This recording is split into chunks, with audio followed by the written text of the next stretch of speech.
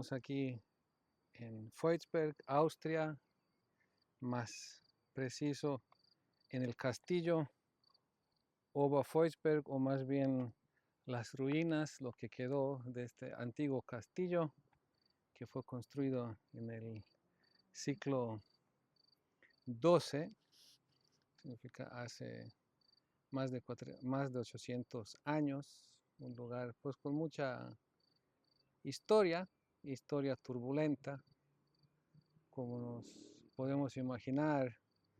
Durante tantos años, una propiedad como un castillo siempre es muy peleado por diferentes intereses entre los, la realeza local con la iglesia, entre los conquistadores que han venido aquí también de cerca de Hungría, etcétera. Significa una historia turbulenta, como en muchas otras partes relacionadas con esas propiedades.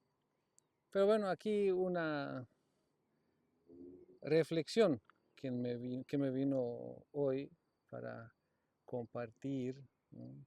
Como pueden ver, pues este castillo está aquí arriba en una montaña y abajo está el valle, abajo están las tierras, abajo vivían los campesinos, los que trabajaban la tierra, a los que les fue designado un pedazo de tierra para trabajar, para mantener su familia con eso, y después subir hasta acá y entregar, por decirlo así, a los ricos un gran porcentaje de lo que han trabajado.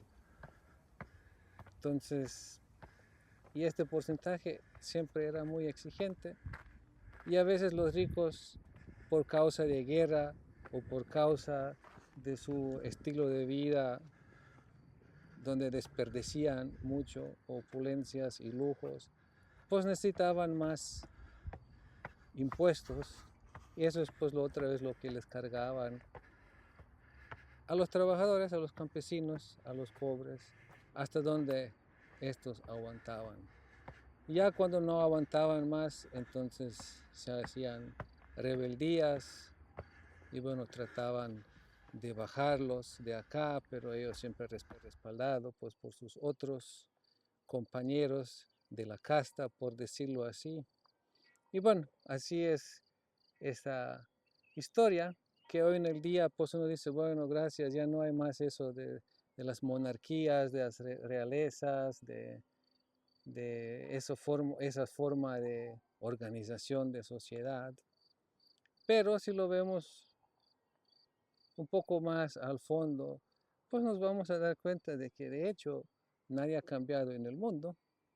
Todavía sigue siendo el mismo principio de que hay poder acumulado, de que hay dinero acumulado, siempre en algunos pocos. Y aunque hay un sistema que se llama democrático, en donde a la gente se le hace creer de que por su voto pueden cambiar ese sistema, de hecho eso no es así. Y por esta razón siempre los que tienen en estos tiempos tienen más, y los que no tienen sienten que tienen menos, cada vez todo se vuelve más difícil de cumplir, de cubrir, etc. En ese sentido, aunque en ese sistema llamámoslo, ¿no?, democrático, en ese sistema llamámoslo capitalista, pero de la misma manera en el sistema comunista o en cualquier otro sistema que se ha dado en este mundo, ¿no?, siempre es esa misma constelación, siempre es esa misma situación, de que hay algunos con más poder, otros con menos poder, unos con más dinero, otros con menos dinero, unos con más fama, otros con menos fama, unos con más influencia, otros con menos, etc. Significa eso es algo plenamente natural en este mundo. Significa es parte del mundo. Y sí, aunque puede haber situaciones en donde no hay abuso de poder, aunque puede haber situaciones en donde hay cierto equilibrio en un sentido de que todos están felices y contentos los que tienen, pero siempre es de que unos tienen más de algo que los demás. La cuestión es solo qué tanta envidia hay, la cuestión es solo qué tanto abuso de poder hay, el asunto es solo qué tanto desequilibrio hay. Entonces ahí viene una pregunta importante y eso es, hoy en el día pues vemos activistas sociales, activistas políticos, que sí tienen toda la razón al criticar el sistema de la explotación, al criticar el sistema del desequilibrio, etcétera, y al querer hacerlo diferente. Pero ya cuando se llega al punto de qué significa diferente y cómo lograr eso de hacerlo diferente, cómo lograr este equilibrio, pues ahí se les van las respuestas. Sí, hay modelos, hay ideas, pero mientras no se entiende por qué y cómo funciona este sistema y por qué hay este desequilibrio, entonces tampoco se puede llegar a un punto del equilibrio. Porque punto de equilibrio significa dharma en términos védicos. Dharma significa cada quien sabe qué es lo que tiene que hacer, cada quien reconoce el valor de la participación y contribución de cada otro, de todos los demás. Eso es el equilibrio. Pero mientras uno no es consciente de qué significa deber, cuál es el verdadero valor de la participación de los demás por el bien común, etcétera, entonces todos estos modelos ya son predestinados también a fracasar, como el comunismo ha fracasado, el capitalismo ha fracasado, solo muchos todavía no se dan cuenta, como las monarquías explotadoras han fracasado, ¿no? Entonces eso de entender, ¿no?, qué es el deber de cada quien y qué es el valor de cada quien en su contribución por el bien común y cuáles son las consecuencias de no cumplirlo de manera adecuada. ¿Por qué alguien nace en una posición aparentemente privilegiada, como los que han nacido en este castillo aquí durante cientos de años? ¿Y por qué alguien nace en una posición aparentemente desprivilegiada, como todos los demás que han nacido? Pues aquí ahorita es un pueblo, pero durante años pues aquí estaban todos los diferentes campesinos regados en este valle. Entonces, ¿por qué uno nace en una situación y otro nace en otra situación? Entonces, ahí es el importante punto de entender qué es la ley del karma.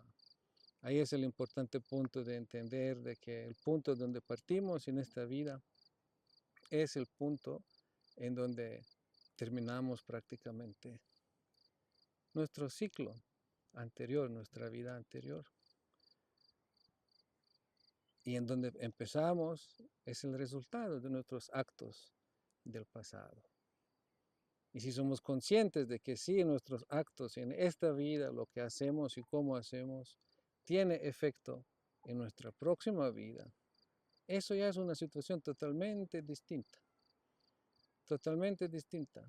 A diferencia de pensar de que con la muerte termina todo, o a diferencia de pensar de que al fin de la vida viene el juicio y por lo bueno o malo uno obtiene infierno eterno o cielo eterno. Y diferente a saber de que no, la vida son ciclos continuos o samsara llamados en sánscrito, ¿no?, repetidos muertes y nacimientos, en donde en base a lo que hacemos ahora, eso tiene efecto a nuestra próxima vida y todas nuestras próximas vidas. Entonces sí, este entendimiento es fundamental para saber qué es lo que nos toca hacer aquí, para darle todo un valor adecuado al trabajo que tenemos que hacer aquí, a los deberes que tenemos que hacer aquí y también darle atención adecuada al hecho de que sí, como almas espirituales, pertenecemos al dominio eterno. O como dice en la Biblia, ¿no? El hombre no vive solo del pan, sino de cada palabra de Dios. Significa hay que nutrir el cuerpo como de forma adecuada, no transgrediendo leyes de la naturaleza o leyes religiosas. Pero también de cada palabra de Dios significa hay que nutrir el alma. O como también dice en la Biblia, ¿no? Lo que es de Dios y lo que es de César es de César. Creo que así es la cita, si ahora no estoy equivocado. Pero se entiende. Significa a todo hay que darle atención adecuada. Y ese es el punto en donde se pierde eso de la vista, sea por los privilegiados o por los desprivilegiados externamente. Donde se pierde eso de la vista, automáticamente hay un desequilibrio en la sociedad. Automáticamente hay guerras, automáticamente hay codicia, automáticamente hay tantas situaciones desfavorables que aparecen. Y eso es la historia de la humanidad a través de la historia. Siempre es lo mismo. Sí, por momentos más paz, por momentos más guerra, pero en el fondo esa ignorancia pues es una constante en la historia de la humanidad. Pero únicamente aquellos quienes entienden esos principios del karma, de la reencarnación, de qué significa vivir en sintonía con las leyes de la naturaleza, en sintonía con el dharma o principios religiosos, ellos pueden prácticamente superar estas influencias. Superar significa no van a cambiar el mundo, pero su postura, su reacción, su acción en medio de cualquier situación o cualquier tipo de disturbios, siempre va a ser la equilibrada. Y obvio, si hay imposiciones como de los que vivían aquí, esta comprensión, o como se llaman en los reyes santos, o Raja Rishis, como lo llaman en los Vedas, si hay esta comprensión, entonces naturalmente esa buena conciencia de las cabezas también se refleja en la sociedad de una manera natural. Entonces sí es importante qué es lo que estas cabezas tienen en la cabeza, las cabezas de la sociedad, ¿no? Pero si ellos no son educados en principios básicos de la existencia, si solo son cualificados de perseguir ciertas metas dentro de un concepto equivocado de la vida, pues no se puede esperar nada bueno para la sociedad. Pero eso no es una justificación de que cada uno de nosotros no debería hacer su esfuerzo de concientizarse, de educarse espiritualmente. Y eso es más allá de la religión, eso es más allá de cualquier creencia, esos son simplemente hechos, hechos científicos, esos son hechos cuando uno observa la creación, cómo funciona y cuando uno analiza la historia de la humanidad y se puede dar cuenta cuáles son siempre estas razones por las cuales la gente está sufriendo. En última instancia, es siempre la ignorancia, en última instancia, es siempre la codicia, la lujuria, la envidia, los celos, ¿no? Cuando la gente está contaminada con esos tipos de emociones, entonces ahí la vida se vuelve difícil a nivel individual, familiar, comunitario, incluso a veces a nivel más amplio de la humanidad. Como vemos hoy en el día, pues tantas locuras que están pasando en el mundo, ¿no? Pero justo por eso es aún más importante ahora de concientizarnos de los principios universales de la existencia. Y bueno, por eso están todos invitados de seguirnos aquí en Ashram Talks, de seguir nuestro estudio del Bhagavad Gita que tenemos siempre continuo y de escuchar de todos esos otros temas, y no solo escuchar, sino ojalá de participar también, de hacerse preguntas y también de plantear las preguntas y entrar en interacción con todos los demás quienes están tratando de elaborar, vivir y aplicar esos temas y estas conclusiones espirituales en sus vidas. Así, muchas gracias por toda su atención y un saludo, bueno, aquí desde Freudsberg, Austria.